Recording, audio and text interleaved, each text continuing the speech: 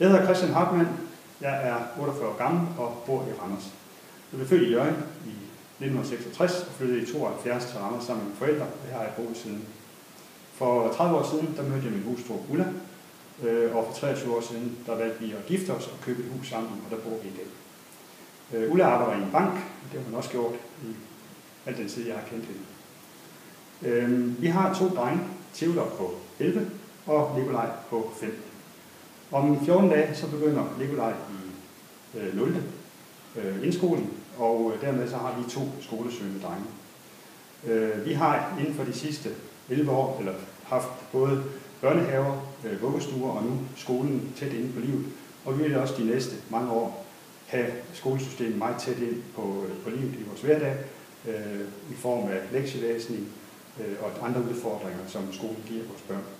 Og derfor ligger hele vores uddannelse mig meget på sinde.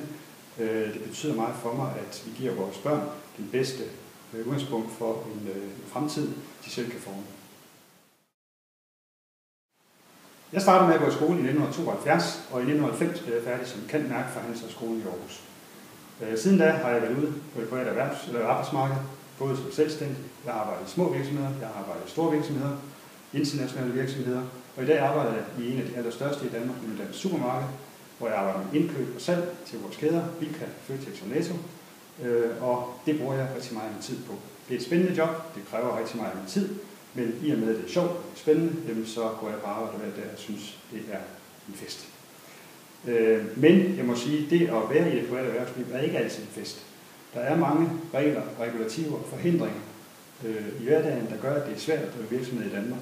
Jeg vil gerne gøre det lettere, jeg vil gerne gøre, at det er nemmere for selvstændige at starte egen virksomhed. Jeg vil gerne gøre, at det er nemmere for virksomheder i det hele taget at drive virksomhed i Danmark og skabe et overskud til gavn for hele samfundet. Jeg arbejder rigtig mange timer hver dag, hver uge, og jeg har valgt at prioritere tiden med min familie i weekenden højt. Vi har for 10 år siden anskaffet os et sommerhus, hvor vi kunne tilbringe weekender og sommer sammen. Et sted uden internet, et sted, hvor vi kunne være sammen som familie. Og det er vi nyt. Desværre så er vi ikke længere i stand til at benytte vores sommerhus, for jeg er en af de uheldige sommerhusejere, som har mistet sommerhuset under den seneste storm her i starten af januar nu, undskyld. Og det betyder, at vores sommerhus nu hænger ud over kanten og er blevet påbudt at blive fjernet af kommunen, og vi står fuldstændig retsløse uden forsikring. Så vi har mistet et sted, hvor vi har nyt at være sammen som familie. Et sted, som har betydet rigtig, rigtig meget for os, fordi fritiden har betydet meget for os at kunne være sammen, når hverdagen var for travlt. Det har også gjort, at jeg har stiftet bekendtskab med Miljøministeriet, kommunen og de regler, som fortolkes der. Og det har egentlig givet mig blod på tanden til at kaste mig ind i valgkampen og forsøge at gøre en forskel, således at det bliver lettere at være dansker. For det er ikke let som det er. Danmark fra kyst til kyst uden kanter. Desværre har der indsnedet sig et begreb i debatten i den seneste tid, Udkants Danmark. En kedelig label, som man har puttet på dele af Danmark, og det ender med at blive en selvopfyldende profeti, hvor man opfører sig som Udkants Danmark, når man har fået det label på. Danmark stopper ikke ved bygrænsen. Vi har godt nok delt landet op i byzone og landzone, men det betyder jo ikke, at folk, der bor i landzonen, skal behandles anderledes end folk, der bor i byzonen. Vi er alle sammen danskere, og vi bor alle sammen i Danmark og er med til at bidrage til et samlet samfund. Så vi er nødt til at gøre op med, at der er et A-hold og et B-hold, at der er udviklingsområder og der er afviklingsområder. Der er et helt Danmark, og det går fra kyst til kyst, og det er uden kanter. Det er en af mine væsentlige mærkesager, at vi behandler alle ens. Vi har et af verdens rigeste samfund, men alligevel har vi også svage mennesker i vores samfund. Og jeg mener, at vi skal hjælpe de svage, og vi kan ikke tillade som samfund, at nogen falder igennem nettet og rammer bunden.